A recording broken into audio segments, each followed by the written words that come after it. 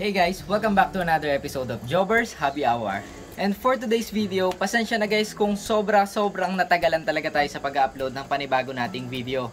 Dahil inintay ko pang matapos yung process nung panibagong giging family member na introduce natin dito sa ating Happy Hour Backyard. So, bali yung mga susunod na clips dito na ipapakita natin nga pala guys is throwback na lang dahil sabi ko nga sa inyo, inantay ko lang yung process matapos bago ko i-upload tong video na to. Kaya halos lahat dito na i-upload natin is i-voice over ko na lang guys. Bago natin simulan itong video na to, magsha-shoutout muna tayo kasi sobrang delay na talaga ng mga pa-shoutout na to. Pasensya na guys, sobrang delay dahil nga inantabayanan ko pa yung mga dapat kong antayin.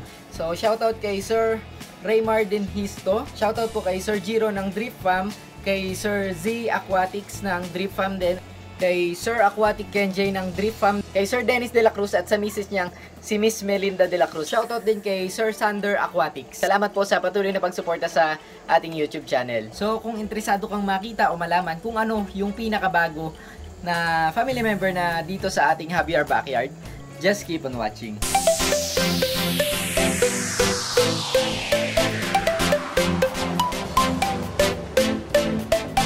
Months ago, lumuwas nga pala kami sa Manila para i-meet up yung seller ng ating bagong pet. Talaga nga namang dinayo ko pa siya sa Manila kasi doon lang may available. Nagmerienda lang kami saglit tapos tumambay muna kami sa Trinoma habang hinihintay yung aming ka-meet up. Wolfpack Exotics nga pala yung shop na pinagbilan ko. Ilang oras ng paghihintay guys, dumating na nga pala yung ating bagong aalagaan. Isa nga pala siyang green iguana. Sobrang saya ko nung nahawakan ko to at super excited na akong iuwi ito sa bahay. Kaya thank you po Sir Gab ng Wolfpack Exotics. Gumawa nga pala ako nitong DIY cage na paglalagyan niya pansamantala. Sinigurado ko lang well ventilated at secured ang ating cage kasi sobrang scape artist itong mga iguana. Pinakawalan ko na rin siya sa cage niya. Ayan, sobrang liit niya at sobrang cute niya talaga. And disclaimer lang po hindi po talaga siya magtatagal dito dahil kulang na kulang yung space nito para sa kanya. Naglagay nga din pala ako ng lamp na may 25 watts na bumbilya na pang sisiw para matulungang medyo mag-warm ang ating cage. Pero bukod dyan, syempre kailangan din natin siyang i-expose sa direct sunlight. Alam kong hindi biro yung requirements ng pag-aalaga ng green iguana, kaya bago tayo mag-alaga nito, syempre nag-research muna tayo kung ano yung mga kailangang i-ready sa pag-aalaga ng green iguana. Nagsished nga pala yung nabili nating green iguana, kaya hinayaan ko na muna siya diyang tumambay sa kanyang bagong kulungan para i-explore na niya yung bago niyang tirahan. Nang sa ganun maikampante na niya yung sarili niya sa bago niyang titirahan. Kaya hanggang titig lang muna tayo, hindi ko pa siya inahawakan dahil ayokong ma-stress siya at naninibago pa siya sa bago niyang environment. Halatang halata nga naman na sobrang ma-explore tong green iguana at mukhang magaling talaga siyang tumakas. Kitang kita naman sa ginagawa niya. Kaya hinayaan ko na lang muna na mag-explore yung ating napakakulit at napaka-cute na iguana. Inisprayan ko nga din pala siya guys ng konting tubig para may humidity doon sa lalagyan niya dahil makakatulong yun sa pagbabalat niya. At talagang hindi ko maalis yung titig ko sa kanya kasi sobrang cute niya. Tingnan nyo naman nakapose pa siya tapos nakataas pa isang paa. At syempre binigyan ko na rin siya ng pagkain agad para welcome food sa kanya sa bago niyang tirahan. Siya nga pala guys, vegetarian ng mga green iguanas. Hilig nila kumakain ng madadahon na gulay.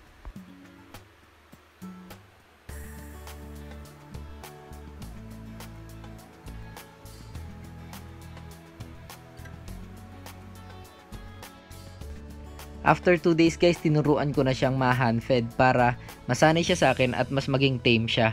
Medyo may halong nginig nga pala ako dito kasi nasa labas kami.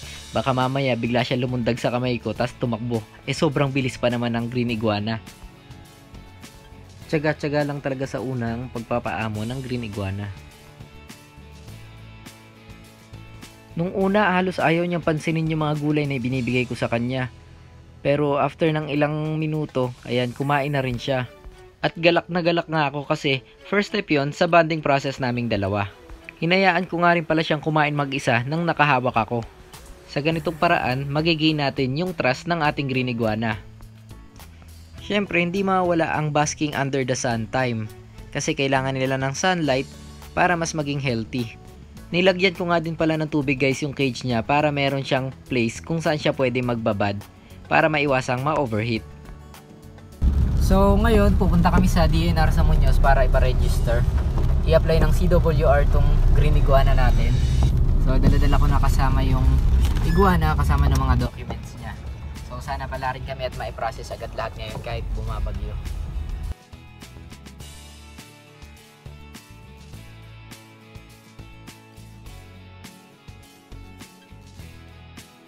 Nandito na kami sa DNR ngayon, ready na kami para mag-apply ng kanyang mga papers. At katabi namin itong dalawang ahas, isang brown rat snake at isang cobra, mga na-rescue'ng ahas. Habang hinihintay ko yung pinaprocess na papel, nililibang ko yung sarili ko na may kasamang pag-overthink. What if pakawalan ko kaya yung cobra? Charot. At sa wakas pauwi na nga kami at mukhang na-stress itong alaga natin, nakanganga pa siya kasi nainitan siguro siya dun sa maliit na tub na pinanggalingan niya. After a week, ayan, nagbabalat na naman yung ating alagang green iguana. Nagbabalat naman siya dun sa bandang ulo, kung makikita nyo. Kaya inisprayan ko na rin siya ng tubig nang mapabilis at mapadali yung pagbabalat niya. Sarap buhay nitong bata na to, grabe. Sobrang spoiled naman sa akin yan. Siya nga pala guys, Talos nga pala yung napili kong ipapangalan sa kanya. Doon ko nakuha yung pangalan niya sa isang green alien character sa Marvel series dahil Marvel fan ako. Ito na guys ngayon si Talos. Ito na yung pinaka-updated na video ng iguana natin. Medyo lumaki na siya dahil nga ayan, delayed tayo nag-upload ng video. Semi-time pa lang siya kaya kung mapapansin nyo na wino-work pa namin yung pagbaband namin. So ina-hand feed ko siya. Ayan, kumakain naman siya kapag ina-hand feed natin. Ayan. At nagsha-shed siya ngayon guys.